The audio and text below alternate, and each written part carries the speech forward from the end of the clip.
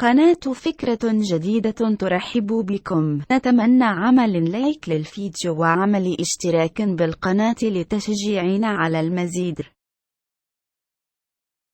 نشرت وكالة الأناضول نقلاً عن مصادر من المعارضة السورية أن غارات جوية دمرت ضريح الخليفة الأموي عمر بن عبد العزيز أمس الأربعاء في بلدة دير شرقي بمحافظة إدلب شمال غربي سوريا. وأفادت المصادر ذاتها أن قصفا جويا روسيا وسوريا استهدف ضريح الخليفة الأموي عمر بن عبد العزيز بالقنابل العنقودية والصواريخ الفراغية، ما أسفر عن سقوط قتلى وتدمير الضريح.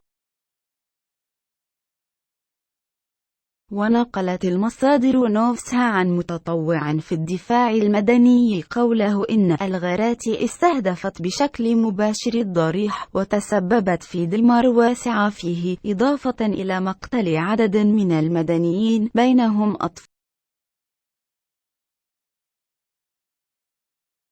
قناة فكرة جديدة ترحب بكم. نتمنى عمل لايك للفيديو وعمل اشتراك بالقناة لتشجيعنا على المزيد.